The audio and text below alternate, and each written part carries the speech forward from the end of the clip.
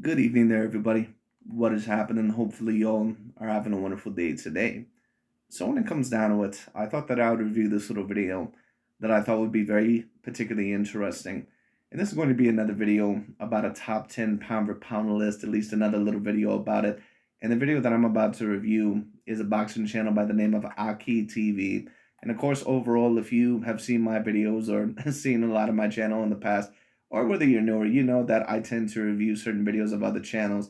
And it's not really an insult to a lot of these channels. I'm not really trying to overall tear them down, at least to a great degree. But do I believe that a lot of these channels, at least some of the channels that I tend to review, do I believe that they're positive for boxing? No, not necessarily. I mean, in a way, even certain guys overall who end up being negative, they're always a little bit positive for the sport because they garner it a little bit of extra attention, even if it may be negative. So even these guys, all in all, even though a lot of the times I may disagree with them, they do have their place. I don't believe that a lot of the times it comes from a logical place, but it is what it is. They can do whatever they please. But, I thought that I would review this video because once again, this is going to be a conversation over the top 10 pound for pound list in boxing. And I more than likely am going to comprise a top 10 pound per pound list at the end of the year. Of course, probably within sometime the first week of January 2023, which of course is not very far away at all. But ESPN most recently changed a little bit of their list on the top 10 pound per pound list. I believe that they still have Terrence Bud Crawford at the number one pound per pound spot, which I'm not going to say that I necessarily disagree with. I don't know if he would personally be my number one pound per pound fighter, but I certainly, can't say that I 100% disagree with it. But AKHi TV overall had a main problem with this pound per pound list, mainly overall because there were certain changes that ended up happening, even though certain fighters did not end up recently fighting, which overall I do somewhat understand the complaints. But like I've been saying, I think that the pound for pound list in terms of boxing, and don't get me wrong, ESPN and Ring Magazine, they do overall try to more than likely short stack certain black fighters overall out there. But what new media and the LDBC do, they're pretty much overall ESPN and Ring Magazine. They're just overall for the black demographic. That's pretty much what they are. Or excuse me, let me be a little bit more correct in my assumption. Black American media, pretty much when it comes down to it, which once again I think can be a very, very positive thing. But at the end of the day, I think that the LDBC and new media, just like ESPN and Ring Magazine, I think a lot of the times they take it way too far. I think that they very clearly have a racial narrative, and I think a lot of the times that they're way too over emotional in their overall assessments. It just is what it is, and I think that AKHi TV really is no different. Doesn't mean that overall that I disagree with every point that they say, but there's a lot of points in my opinion that, in my view, could be a little bit better if there was a little bit more of a logical perspective. But it is what it is. Anyways, we're going to review the video because once again, I believe that the current pound per pound list that is very, very mixed, very, very mixed, and a lot of the times within the history of boxing, it has been dominated by that of the black American demographic. It has been dominated by that of black American fighters. But right now, if you take a look at boxing, and if you truly know anything about boxing, you know that the pound for pound list is pretty much all over the place. Right now, in my opinion, there really is no current undisputed pound for pound king. The last undisputed pound for pound king I think that boxing had, of course, was Mr. Saul Canelo Alvarez. And some people even disagreed with me then, but I don't really think that there was any argument about it with what he was accomplishing. But ever since his loss to Dmitry Bivol, I think that boxing is really kind of looking to see who truly is that number one pound for pound fighter. Is it Terrence Bud Crawford? Is it Errol Spence Jr.? Is it Oleksandr Usyk? Could it still be Canelo? In some people's eyes, could it maybe even be a Naoya Inoue, a Tyson Fury, or maybe somebody else? Now, once again, I've already told people my top five pound per pound, but I'm going to go into that a little bit more as the video goes along because some people still have questions to why I have certain fighters in my top five and why I don't have certain other ones. But we're going to talk about that as it goes along. But anyways, AKHi TV is going to talk about certain things. I'm going to tune in.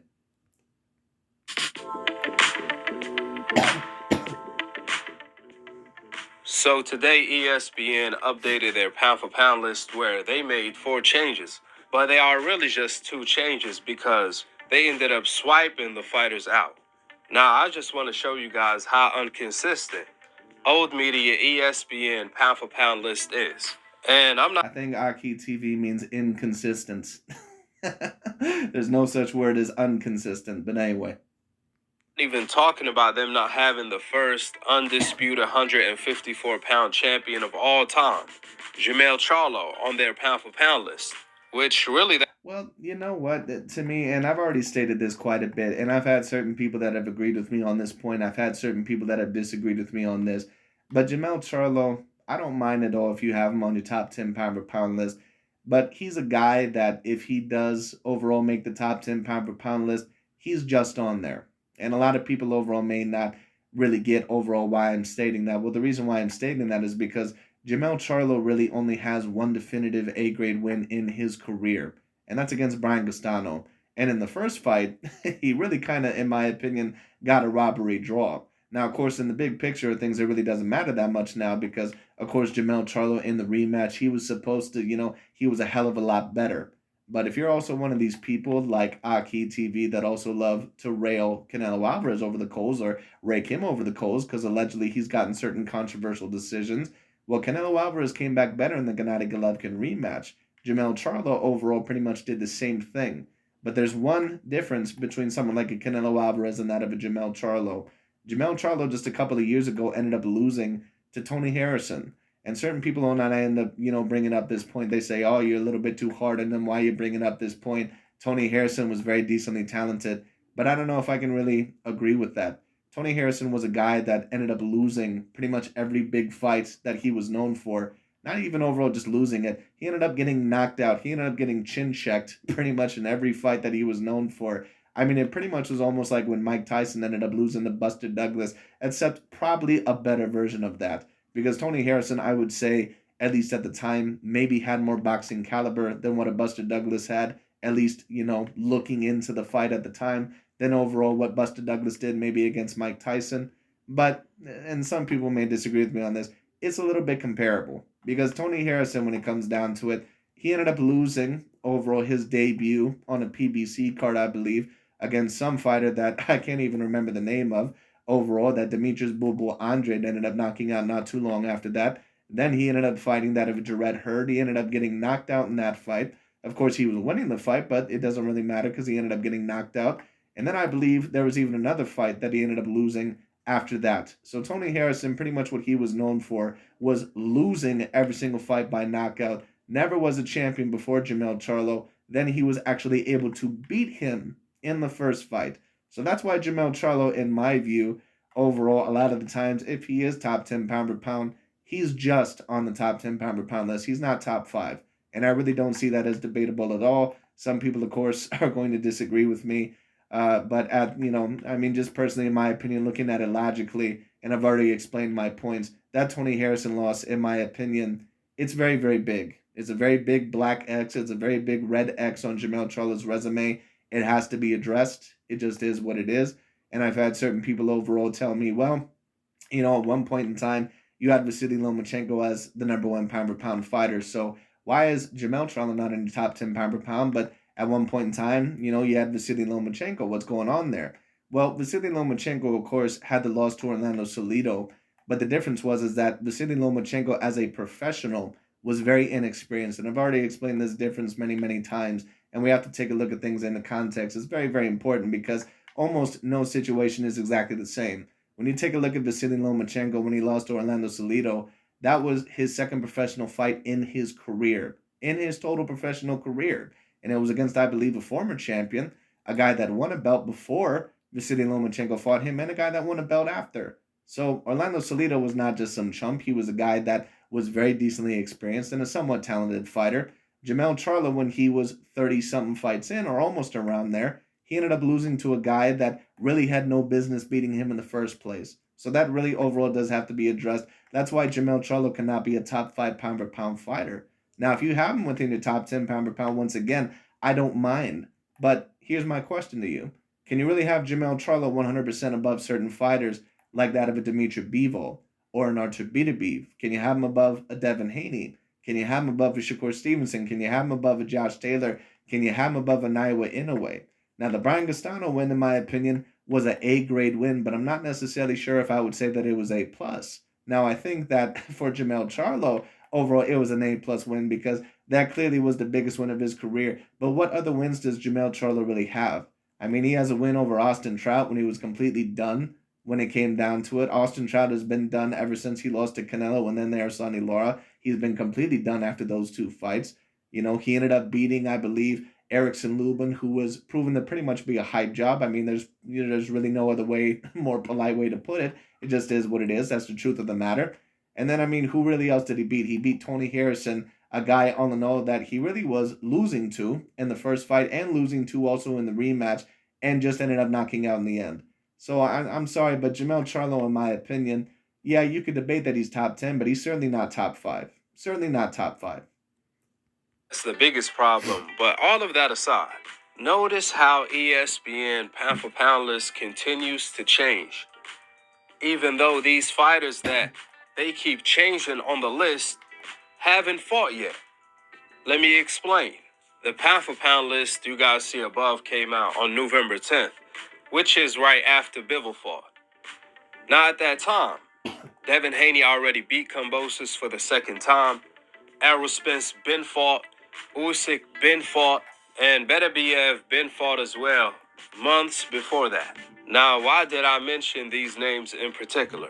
Well, it's because today on December 22, 2022, ESPN came out with a new list where they swiped out Errol Spence with Usyk. They replaced their positions. Errol Spence was number 3 in November, and Usyk was number. Well, they didn't really wipe out Errol Spence Jr. Wiping out Errol Spence Jr. would be wiping him out from the list completely. Really, all they did was put Oleksandr Usyk above Errol Spence Jr. And of course, they put Artur Beterbiev above that of a Devin Haney. Now, personally, would I do that? Well, what I'll say is this. If you know anything about boxing, and if you know, at least currently, about the pound for pound list and overall what Usyk has been able to accomplish, Usyk is pretty much anywhere from 1 to 4. You could clearly argue him, in my opinion, as the number one pound for pound fighter. You clearly could argue him anywhere from number 2 to 3 to 4. I really don't have a problem where you put him, but he's somewhere overall within that range.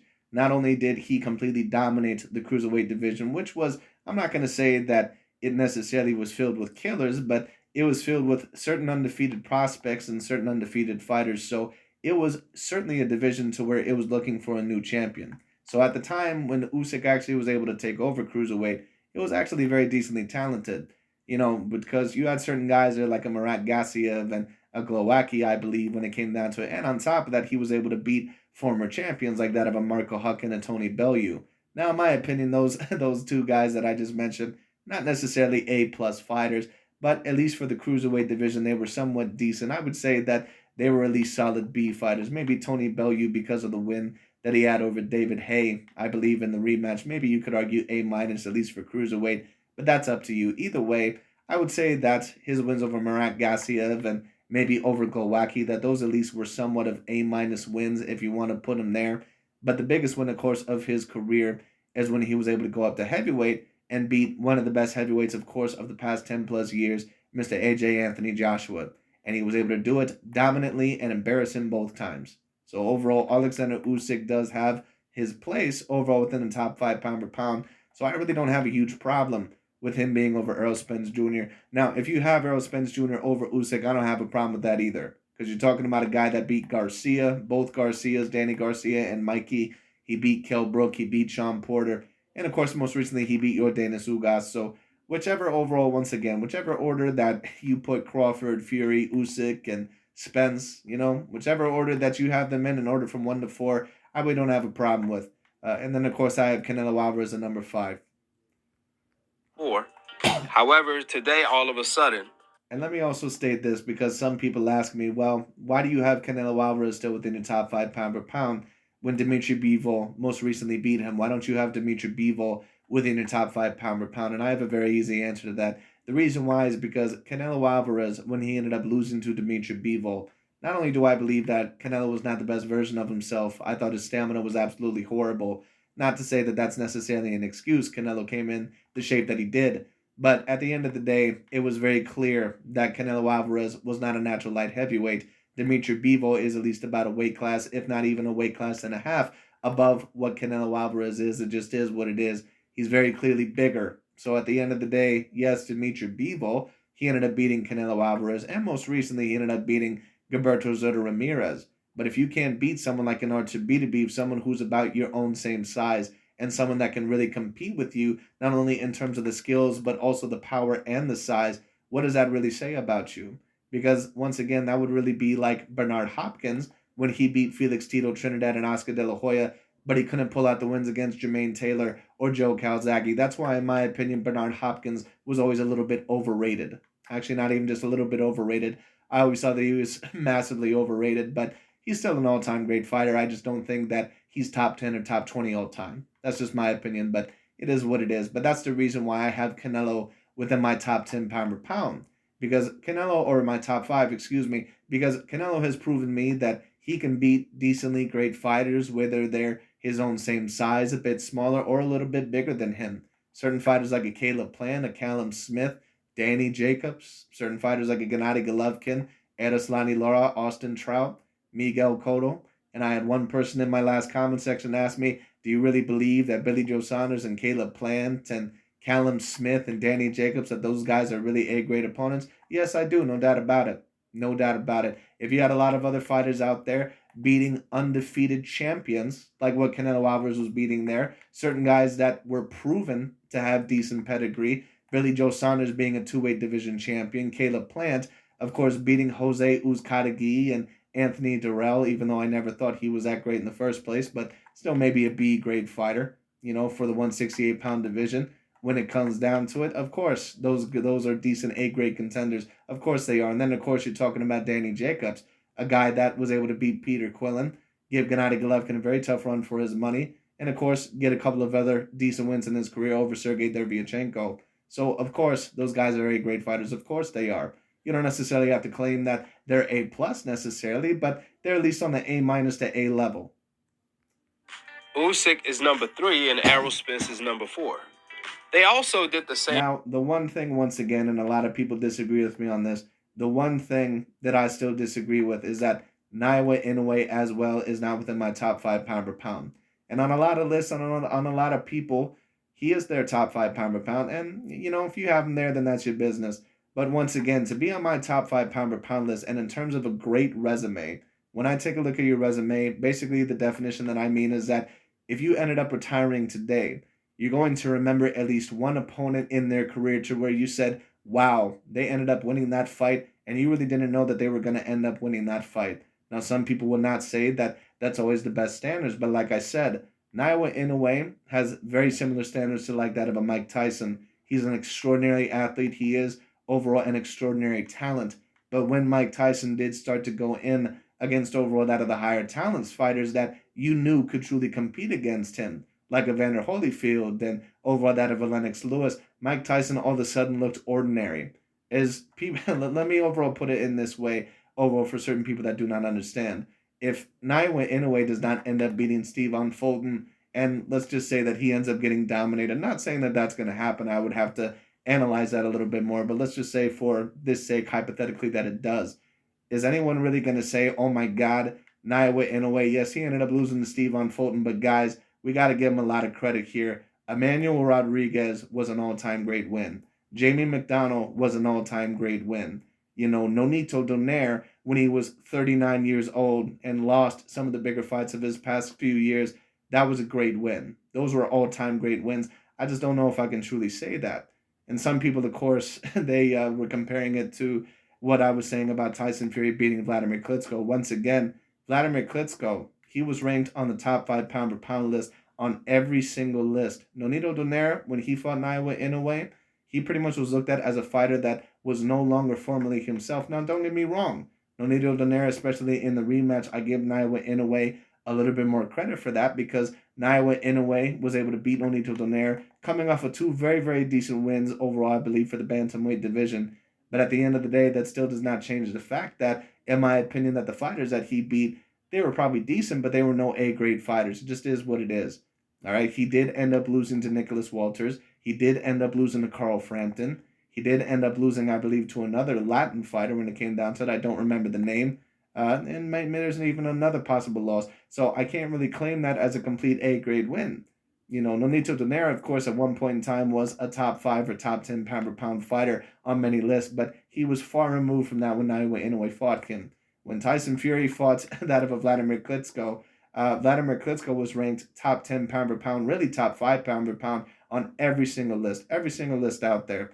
And when he beat Deontay Wilder, some lists had him top 10 pound per pound. I didn't. I don't think he deserved to be there, but he would have been within my top 20. So that's what Tyson Fury has been able to do within his career. Now, some people say, well, why are you bringing up the Vladimir Klitschko win? That happened so many years ago because Tyson Fury is still an undefeated fighter.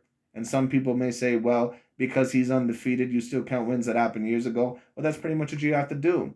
If Floyd Mayweather Jr. ended up coming back today, and overall he ended up defeating like that of a Terrence Bud Crawford, you would still probably have to count him as at least clearly number one and number two, because you have to count in totality his whole entire career when a fighter overall comes back. It just is what it is if they're undefeated. Now, if a fighter ends up having several losses in between that, then it's a little bit different because you've lost a little bit of momentum. But if, and that's what the pound for pound list is really about, is momentum. So if you have a few losses, yes, you've lost yourself a little bit of momentum. But if you're still undefeated, overall like that of a Tyson Fury, then you still have the momentum. Then the totality of your career still has to be counted. At least that's the way that I look at it. And that's the same way that it was looked at with Andre Ward and Floyd Mayweather Jr. But it is what it is. But anyways, as I'm saying for Naoya Inoue, and I'm cheering for the guy, I think that he's a very great talent, but I need to see him in the ring with a fighter that I truly think has a real deal chance against him. Because there's no offense against, excuse me, Emmanuel Rodriguez or the little bit of an older version of Nonito Donaire. None of those fighters were really ever looked at as having a 50-50 chance against him. Canelo had his 50-50 fight against Gennady Golovkin. He persevered. All right, Terrence Bud Crawford even had his fights against Yuriorkis Gamboa and Sean Porter. Now, in my opinion, those are still, those are still not guys more than likely that were going to beat Crawford. But a lot of guys thought possibly that those guys could have potentially won. I don't know a lot of people, even against Emmanuel Rodriguez, that truly thought that Naoya Inoue was going to lose that fight. And if I'm wrong, I'm wrong. But I don't personally remember thinking that Emmanuel Rodriguez really was going to lose against him. It just is what it is. It is what it is. So that's what I need to see Naoya Inoue in.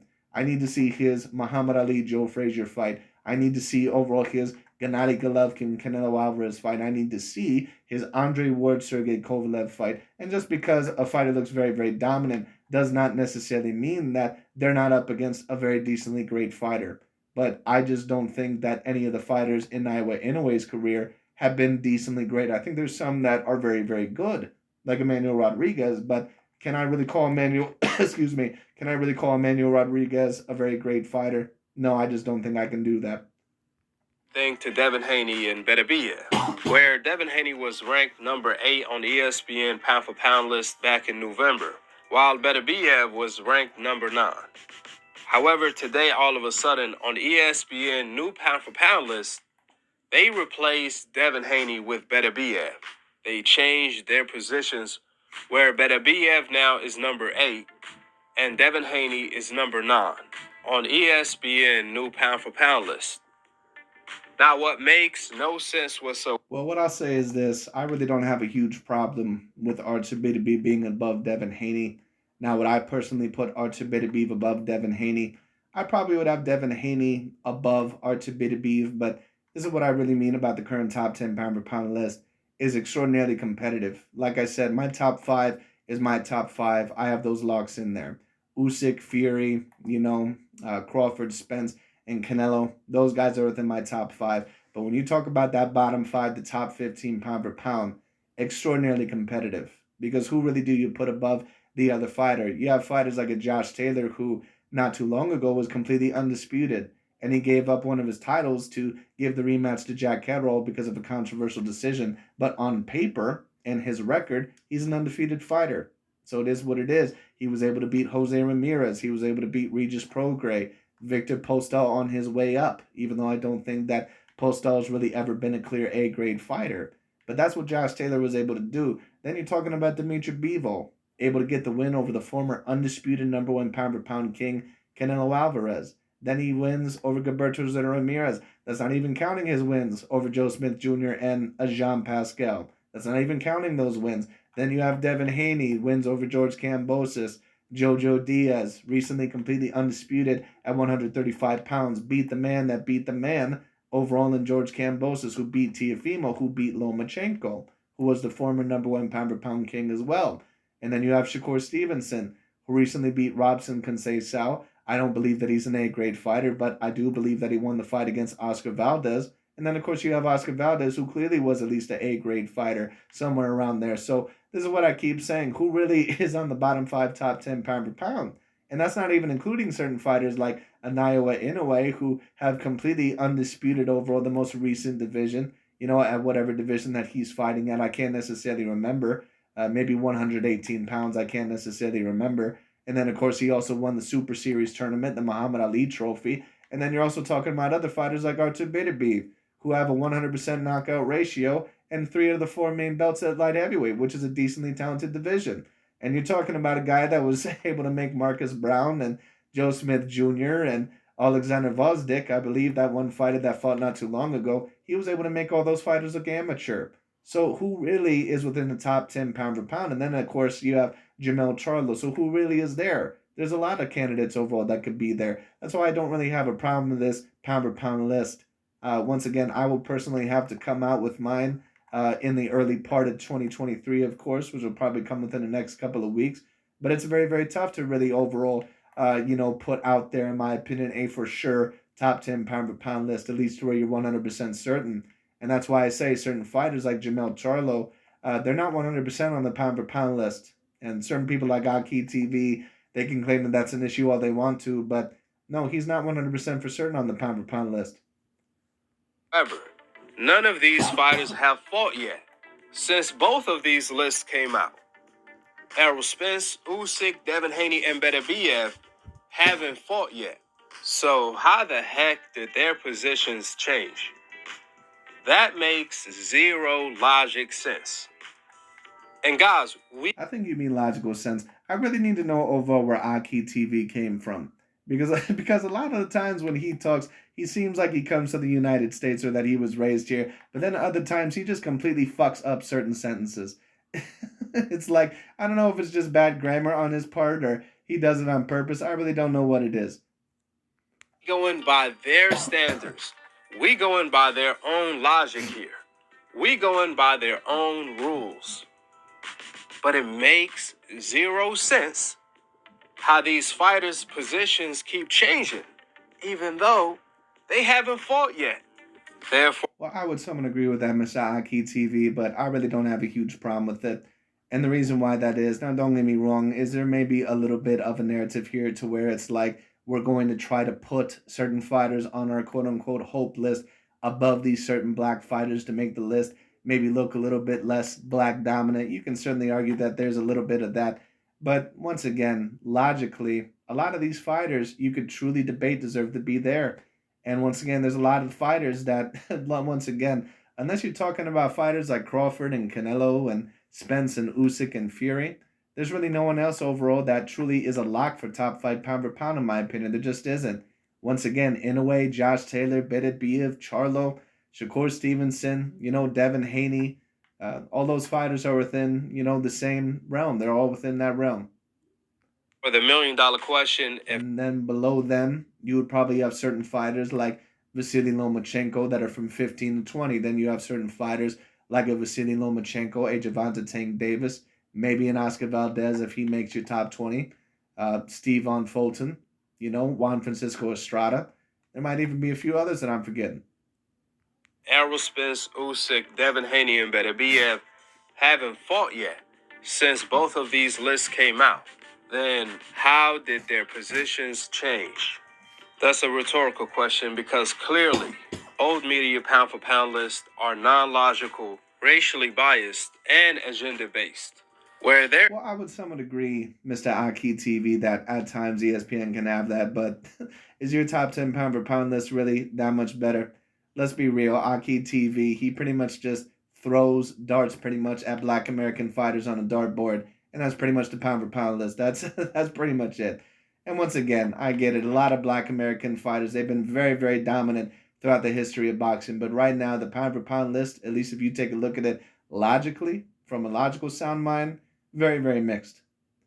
agenda is to have as many fighters from the Hope list on their pound for pound list.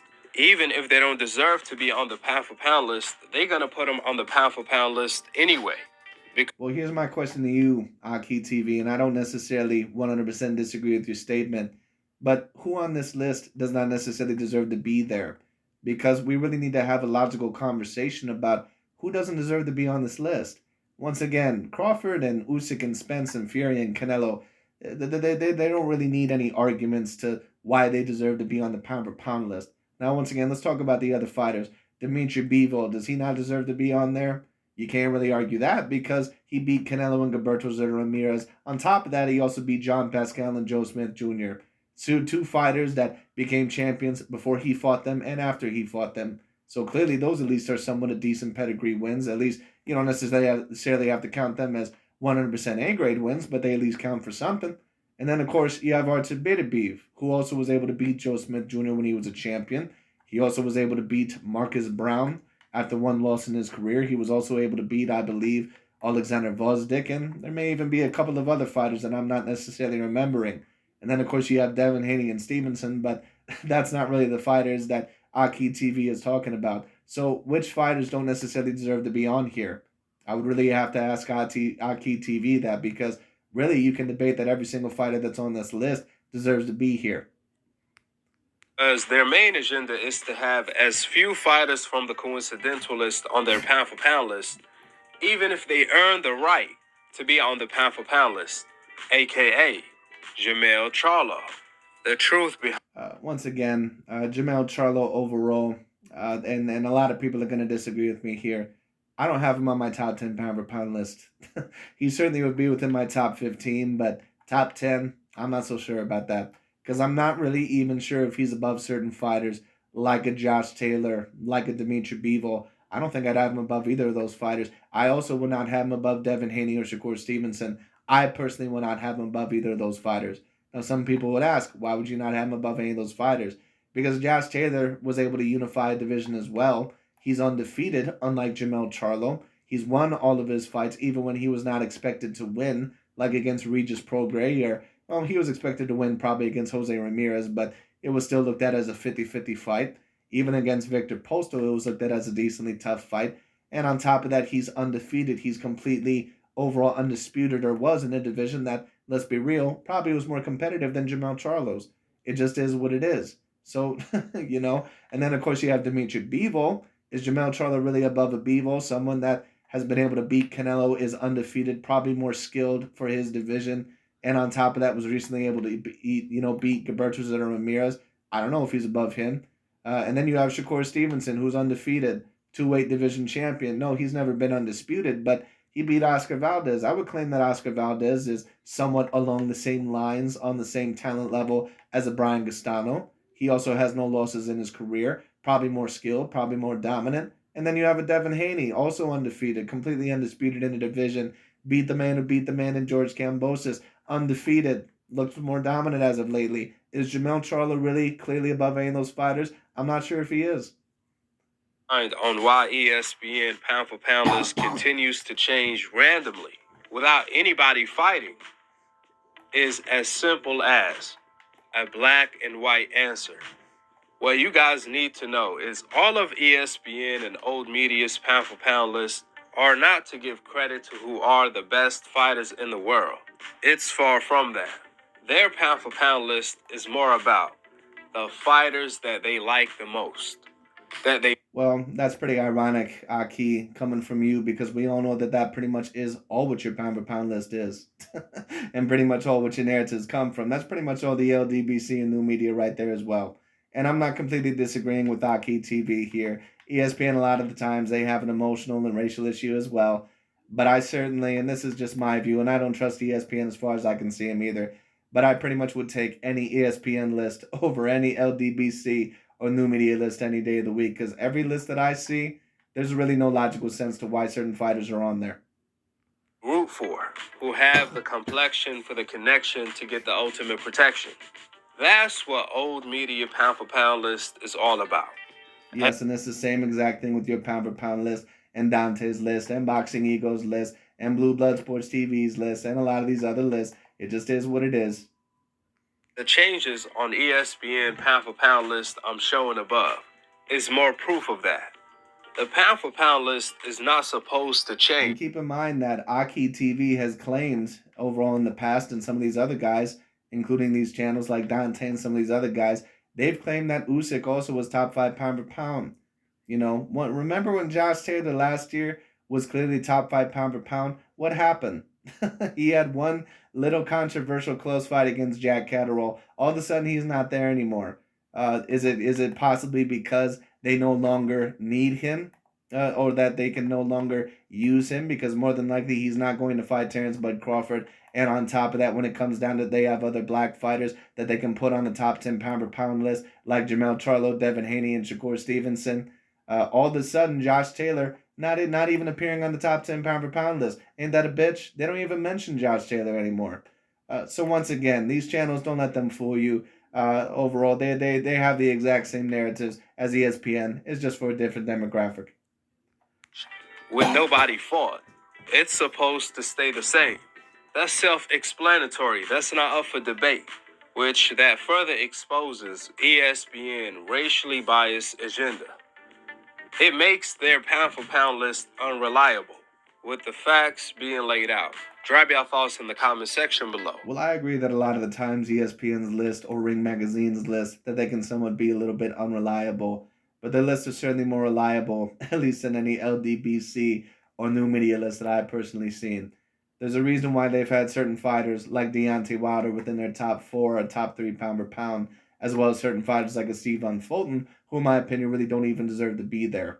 It just is what it is. Or an Andrade or a Jamal Charlo. You know, it is what it is.